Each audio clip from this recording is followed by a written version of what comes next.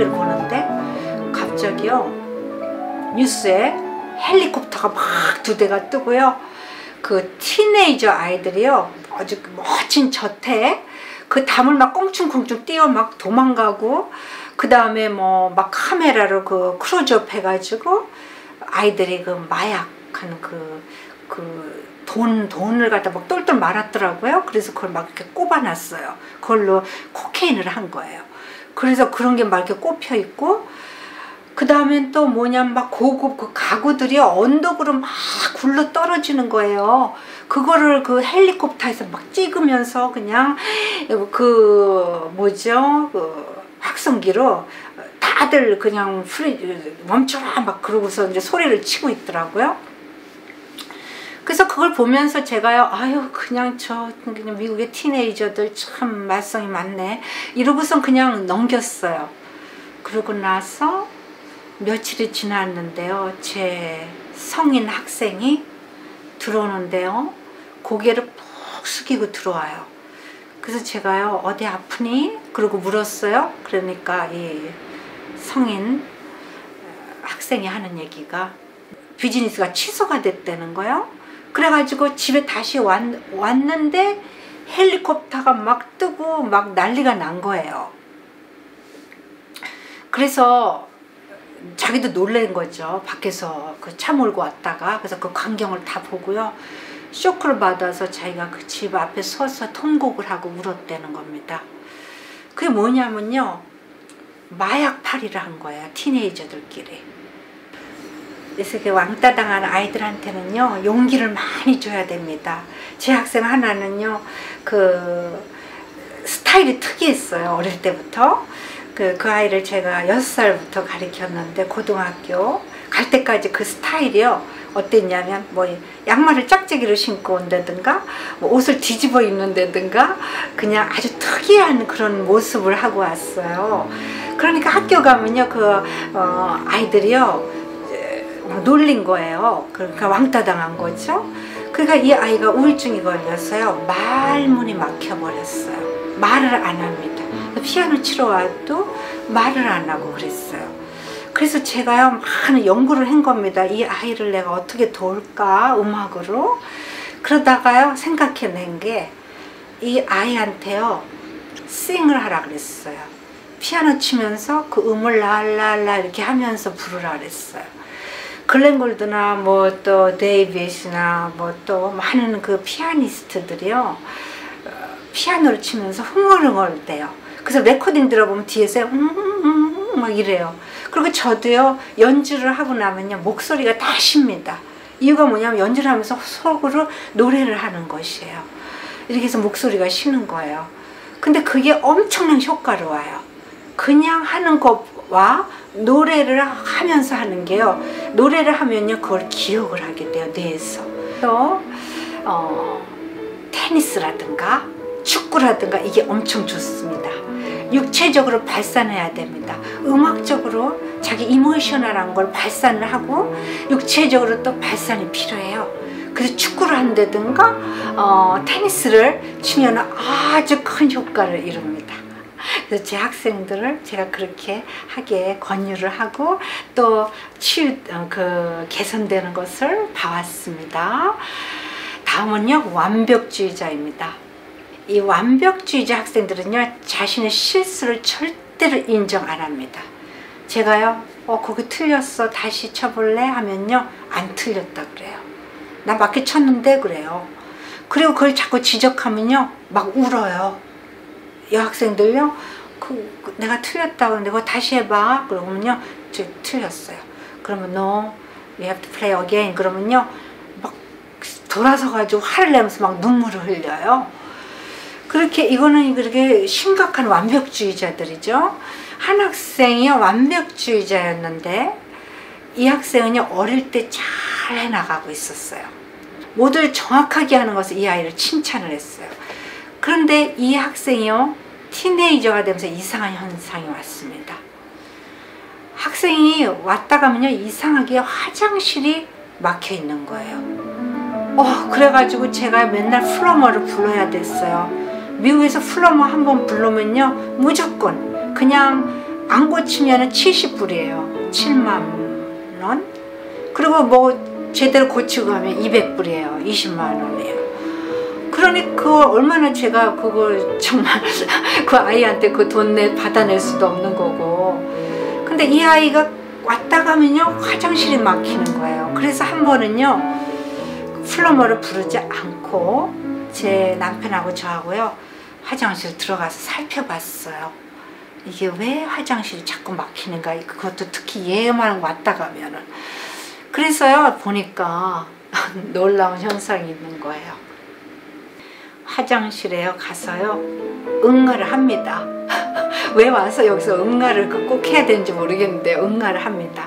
응가한 다음에 거기다요 내리지 않고 화장지를 다 덮어놔요. 화장지를 이만큼 덮어놔요. 그 위에를 그렇게 덮어놨어요. 그러니까 이게 얼마나 많은 화장지입니까 이게. 그런데요 제 그 화장실이 뭐냐면요 자동으로 이렇게 시간이 되면 착 내려가는 거예요. 물을 안 내려도. 그러니까 이 학생이 그냥 나갑니다.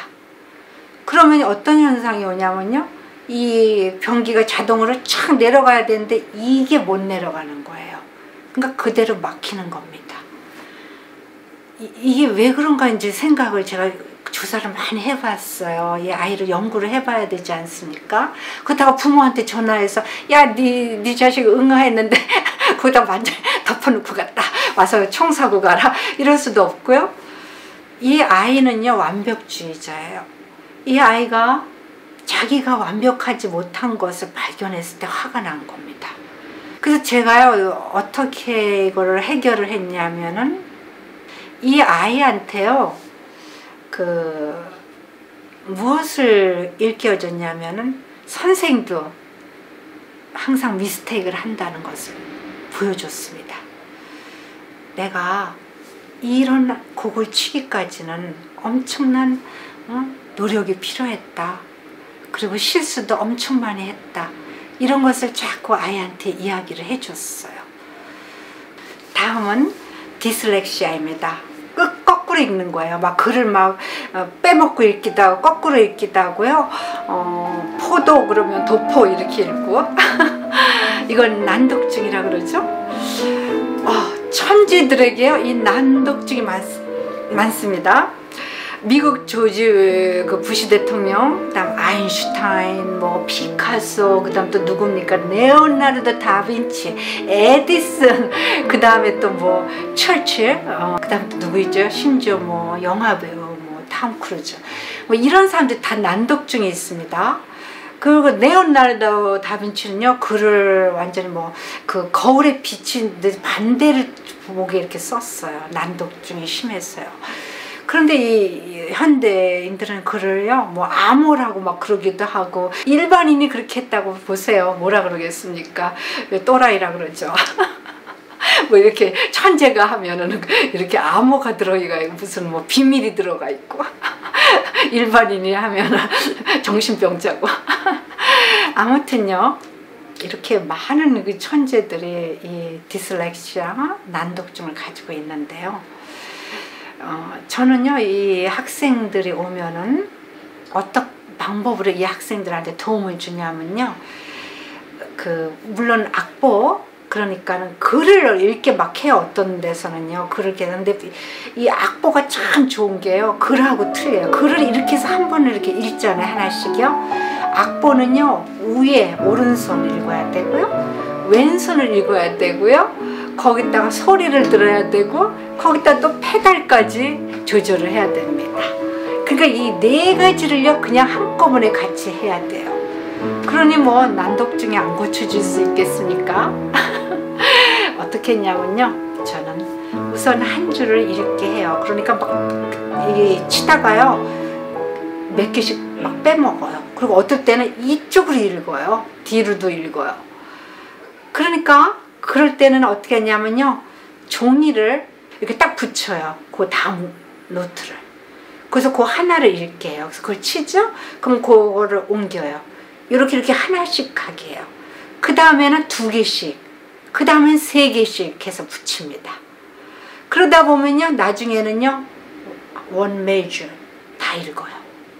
하나도 안 빼놓고. 그 다음에 다음.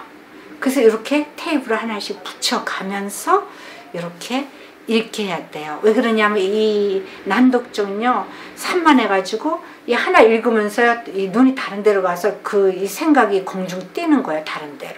다른 데로 눈이 가 있어요.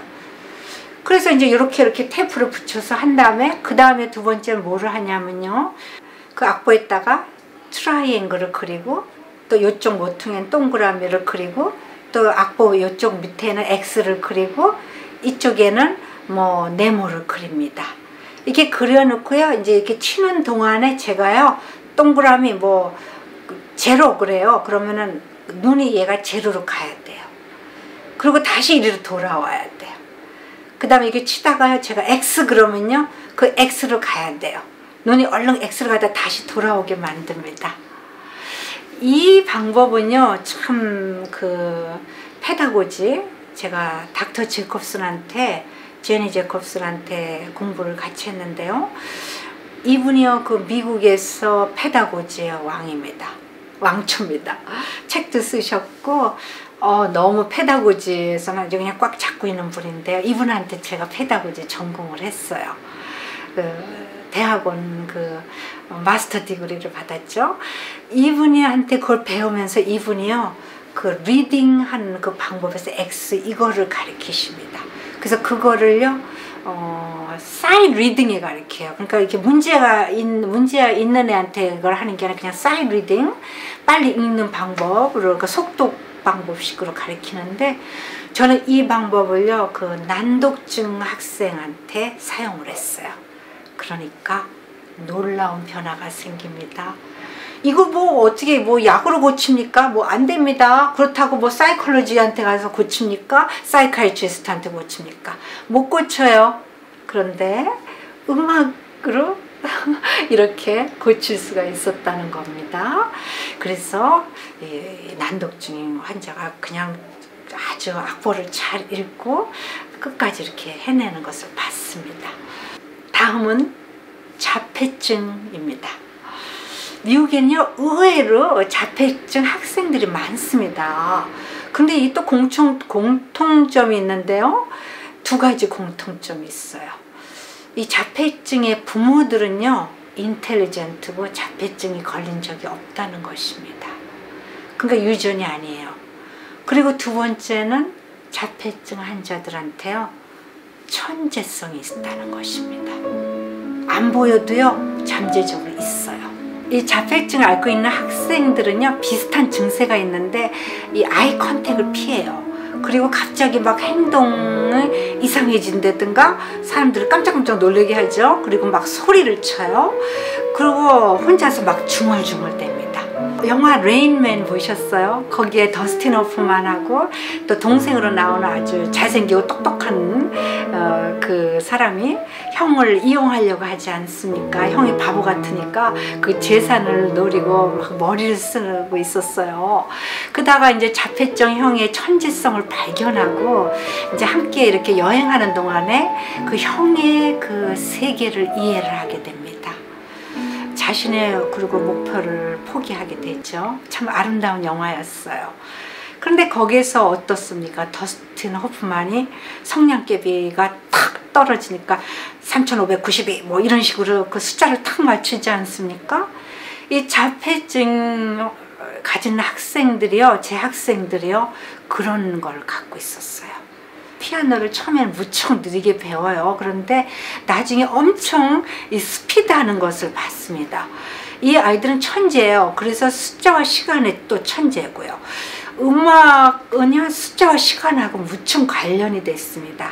그래서 중세기 때는요, 그 쿼드리발이라 그래서 그 교과 과정에 음악, 수학, 그 다음에 천문학, 모든 거, 그 다음에 피직, 이런 거하고 다 같이 이렇게 가르쳤어요. 그 공통점이 하나 있는데 뭐냐면, 모든 사물을요, 이렇게 반대로 본다는 것입니다. 그러니까 공간과 그 사물, 그것을 반대로 본다는 것이에요. 즉 예를 들면요, 우리가 그림을 그릴 때 이렇게 사람을 그리잖아요. 그런데 이거를 우리가 이마진 하잖아요. 그런데 이 아이들한테는요, 이 반대 배경을 이마진 합니다. 그러니까 이렇게 이런 모양으로 그려 나간다는 것입니다. 그러니까 그런 생각을 갖기 있기 때문에 우리가 생각하는 것 정반대로 생각을 하는 거죠. 이거 생각할 때 저는 이런 생각을 해봅니다. 거꾸로 보는 것은 그들이 아니고 우리가 아닐까. 즉 시간과 그 공간 속에 들어가 있는 것은 그들이고 밖에 나 앉아 있는 것은 저희들이 아닌가, 이런 생각이 들어요. 그들은요 마치 우주와 이렇게 바로 연결이 되어 있는 듯합니다. 시간 공간. 그래서 수십 년이 지나간 그 날짜와 그 시간 요일 이런 것을 단박에 1초도 안 걸리고 알아낸다는 것이죠. 그리고 이 아이들이 중얼거리잖아요. 이 아이들뿐이 아니라요, 어른이든 애든 중얼거리는 거 이거 야단치지 마세요. 이 중얼거린다는 것은요, 많은 것이 이 머릿속에 들어가 있는 것이에요. 무엇을 해야 될지 그것을 정리하는 것입니다. 음악인들이 흥얼거리고 중얼거리는 것은요, 그 메모리제이션에 굉장히 도움이 돼요. 그러니까 그냥 이렇게 치는 거와 말을 하면서 치는 거와 다릅니다. 그래서 메모리가 잘 안 되는 사람은요, 이 말을 시켜야 돼요. 이 중얼거린다는 것은요, 자기를 발전시키는 그 과정이에요. 계속 이렇게 뭔가를 막 생각하는 거지 않습니까? 그래서 이 메모리도 또 엄청 좋아요. 이렇게 막 피아노를 치면서 메모리 하는 거와 피아노 치면서 말을 하면서 그 음을 랄랄랄라 하면서 치는 거와요, 이 메모리제이션, 그러니까 메모리 하는데 현저하게 차이가 납니다.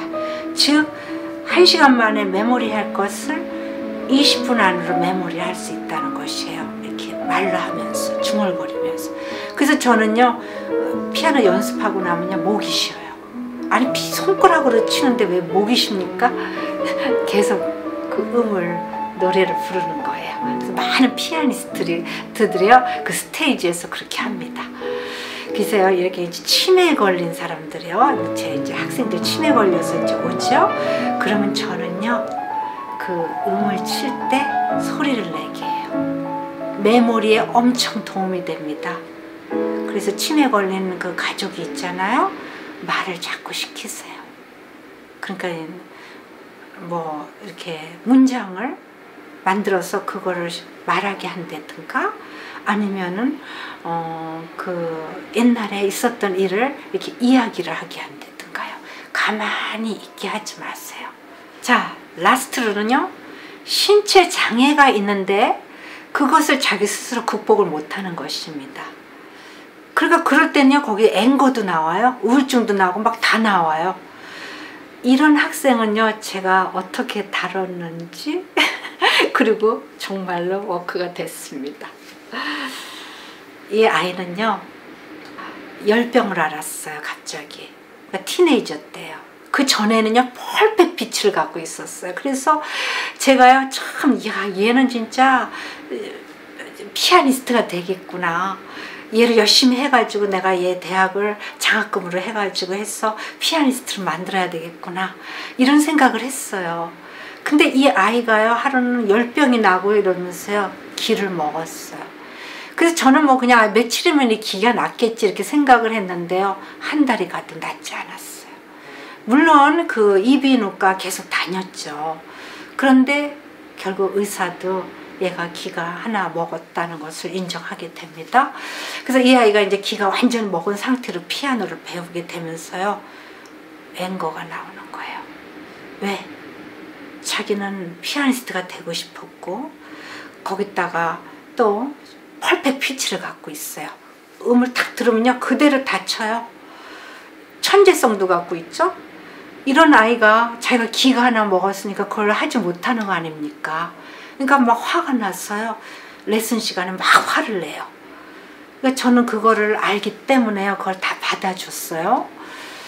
그런데 이 아이를 가르칠 때요 그 부모가 저한테 뭐라고 와서 이야기를 하냐면요, 우리 딸이 이제 기가 하나 먹게 됐으니까 그걸 참고를 해서 가르쳐 달라는 것이죠. 그리고 학교 가서도 그렇게 얘기를 했어요. 학교 선생한테 이 아이가 기가 지금 하나 못 먹으니까 혹시 잘 못 따라가도 이해를 하고 얘한테 좀 더 기회를 줘라 뭐 이런 식으로. 그래서 학교에서도 그렇게 하고 또 이 아이한테는 또 스페셜로 다뤘어요. 근데 저는요 그걸 반대했습니다. 이 아이한테 뭐라고 이야기를 했냐면요, 나는 네 부모가 나한테 그렇게 얘기를 했지만 난 너를 정상적인 아이로 보고 너를 가르치겠다. 그러니까 그렇게 알아라. 그렇게 시작을 했어요. 그러니까 레슨 때마다 이제 싸우는 거죠. 얘는 막 안 된다, 못 한다, 내가 그랬지 않느냐, 우리 부모도 너한테 그러지 않았냐, 막 이러는 거예요. 미국 애들은 또 자기 발언이 엄청 강합니다. 그럼 막 소리쳐요. 그러면 제가요 가만 듣고 있다가 선생님 믿지? 한번 따라와 봐. 같이 해보자. 이렇게 얘기를 했어요. 그러니까 얘는요 그걸 안 믿었어요. 그리고 가끔 콧방귀도 껴요. 흥 이래요. 어떤 방법을 얘한테 시도를 했냐면요, 이 아이는 기가 하나가 먹었어요. 그러니까 기 먹은 손을 막 크게 치는 거예요. 그전에는 얼마나 아름답게 쳤습니까? 그런데 그게 다 없어져 버렸어요. 그러니까 너무 슬퍼요. 근데 이 아이는 막 크게 치고 이 손은 잘 들리니까 그대로 옛날에 했던 방식으로 하고 이걸 막 크게 칩니다. 그러니까 음악이 막 엉망이 돼버린 거예요. 제가 듣는데도요 이거는 고문이에요, 고문. 크게 치니까. 그래서요 방법을 하나 낸 게요, 양손을 따로 치게 하되 이 손은 작게 치게 만들었어요. 작게 치면서 이 기 하나로 듣되 살살 치게 만드는 거예요. 그래서 이 손을 치게 한 다음에 그 다음에 양손을 같이 치면은요 이 손은 이 손보다 훨씬 약하기 때문에 아름다운 소리를 만들어낼 수가 있는 거예요. 그걸 주기적으로 연습을 시켰습니다. 그래서 또 계속 크게 치면요 그만, 그리고 이 손 그만, 그리고 한 손을 이 귀를 들으면서 이거를 듣게 만드는 것입니다.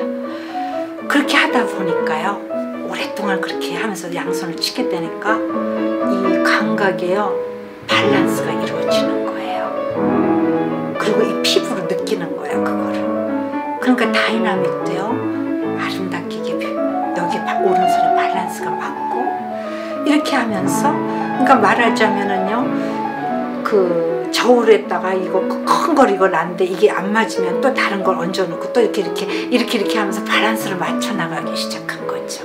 그러니까 이 아이가요 아름다운 소리를 내기 시작했어요. 그리고 부모는요 그 아빠가 저한테 와가지고요 이런 얘기를 하는 거예요. 코리안들은요 강하게 엄마들이 밀어붙인다는 거예요. 이분이요 제가 지금 얘기하겠는데 퍼시픽 심포니 오케스트라 컨덕터입니다.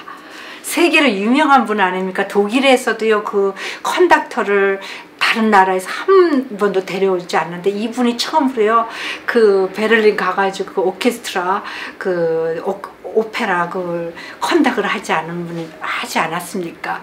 세계적으로 유명한 분이에요. 근데 이분 딸이에요. 근데 이분이 저한테 와서 그 얘기를 하니까 이거 코리안 웨이라고. 그러니까 이분이요 참 기뻐하시면서도 재미나게 이제 그렇게 얘기를 하는 거예요. 그러니까 처음에는 믿지를 못했죠 그 방법을. 그랬는데 코리안 웨이 그냥 밀어붙이는 거. 그래서 이 아이는 결국요 그걸 아름답게 치게 되고 또 기가 하나 먹어도 자신감이 생기고, 그래서 USC 작년에 그 스칼라십으로 들어갔습니다. 이 아이한테요 제가 항상 한 얘기가 있어요. 베토벤은 기가 2개 다 먹었는데도 그 멋진 심포니를 만들고 소나라를 만들었다. 그런데 너는 그까지 기 하나 안 들린다고 불평불만하고 그래서 되겠느냐. 네가 할 수 있다는 것을 나한테 보여줘라. 그리고 네 자신한테 보여라. 넌 너한테 이겨야 된다. 이걸 항상 이야기를 해줬어요. 자, 이제 마감할 시간입니다. 그 2대의 헬기가 막 집에 뜨고 막 책상이 언덕으로 막 구르고 그런 모습을 보면서 눈물을 흘리시던 그 변호사님, 그 학생 이야기로 돌아가 이 강의를 마칠까 합니다. 10년 동안요 한 번도 늦어보신 적이 없으셨어요. 그분은요, 미국에서 최고로 알아주는 통신회사의 전속 변호사이십니다. 그런 아주 유능한 변호사면서 뭐 피아노 결석은 한 번도 한 적이 없어요. 10년 동안. 그리고 완벽해요, 뭐든지. 그런 분이요, 하루는 전화 한 통도 없이 결석을 하신 겁니다. 그래서 제가 연락을 했어요. 무슨 일인가? 그런데 전화 연락도 없습니다. 그래서 좀 걱정을 하고 있었는데 며칠이 지난 후에요, 그 엑스와이프한테 전화가 왔어요. 그 장례식이 있다고. 그분이 돌아가셨다는 겁니다. 너무 충격적이었어요. 뭐 암이 있어서 수술을 해야 된다는 건 들었거든요. 그런데 그분이 그렇게 돌아가실 거라고는 상상을 못했습니다. 그리고 장례식을 갔는데요, 충격적이었어요. 그 미국인들은 장례식을 이렇게 미리 준비를 해요. 자신이 이렇게 갈 것 같으면. 그래서 좋아하는 뭐 필름이나 포로들을 다 이렇게 모아놓고 좋아하는 것들을 이렇게 보여달라고 얘기를 해요. 그리고 이들은요, 또 미국 사람들은 그 장례식을 장례식이라 그러지 않고요, 셀레브레이션이라 그래요. 그러니까 죽는 게 아니고 영원히 다시 이렇게 컨티뉴 되기 때문에 좋은 그 천국으로 가기 때문에 셀레브레이션을 한다는 것이죠. 그런데 이분이요, 이분 장례식에 도착하니까요, 그냥 일반 장례식이 아니었어요. 나라에서 마련한 그 국장이었어요. 놀랬죠? 별다른 사람들이 그 앞에 막 앉아있고 그랬어요. 비엔남 전쟁에서요, 그 20대 초반에 그 비행기를 몰고 그 전투에 갔다는 것입니다. 그러니까 그 당시에는요, 그 노련한 전투기 모는 사람들을 거기다 보낸 게 아니고요, 그 초보자들 있죠, 초보자들을, 그 어린 그 군인들을요, 그 공군들을요, 그냥 무조건 보낸 거예요. 그러니까 목숨 걸고 간 거죠. 그래서 거기서 업적을 세웠어요, 이 사람이. 그 비엔남 전쟁 때. 그래서 국장으로 이뤄졌고, 또 더 놀란 것은요, 그 장례식에 이제 막 포로들이 막 나오고, 이 사람이 한 업적들이 막 이렇게 나오고, 뭐 국가 훈장 받는 거 막 나오고 막 이러는데요, 그 음악의 백그라운드를 음악으로 만들어 놓은 게요, 이분이 그동안 저한테 10년 동안 배운 거, 그것을 다 정리해 가지고 거기다 넣은 거예요. 저는 그 음악을 듣는 순간에요, 눈물이 펑펑 났어요. 정말 그렇게 너무너무 많이 울었어요. 그러니까 이런 준비를 하고 있었던 걸 몰랐던 것이죠. 그리고 이분이요, 이런 말씀을 하셨어요. 그 맨 마지막 레슨에. 그러니까 그게 저한테 유언이었어요. 맨 마지막으로 이런 말씀 하셨는데, 내가 이 피아노를 너한테 10년 동안 배우면서 이 피아노 레슨이 내 인생을 바라보게 만들었다는 거예요. 내 오류를 발견하게 됐고, 내가 이걸 치면서 미스테이크를 계속 내고, 그 다음에 스테이지에서 벌벌 떨면서 나는 그 코트에 가서 한 번도 떤 적이 없다는 거예요. 이 사람은 완벽하게 했어요, 일을. 그랬는데 그 연주회를 하면은 내가 그 위에서 벌벌 떨면서 치면서 내가 완벽한 사람이 아니라는 걸 느꼈고, 또 내가 왜 가정을 실패했는가, 그 오류를 발견하게 됐고, 그 다음에 이제는 그것을 모든 것을 다시 되돌려 놓고 싶은데 too late이라는 거예요. 너무 늦었다는 거예요.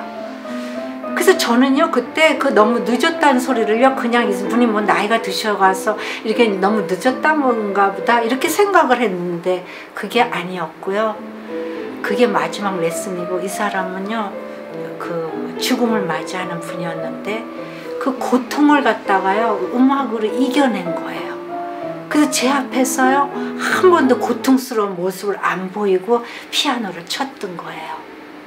암이 말기였고, 이렇게 그냥 돌아가시기 전에 마지막 레슨으로 와서 그런 말을 남기고 가신 거죠. 자, 이렇게 음악은요, 저희 육체와 정신을 움직이고, 또 이렇게 제가 치료라는 말을 안 쓴다 그랬죠?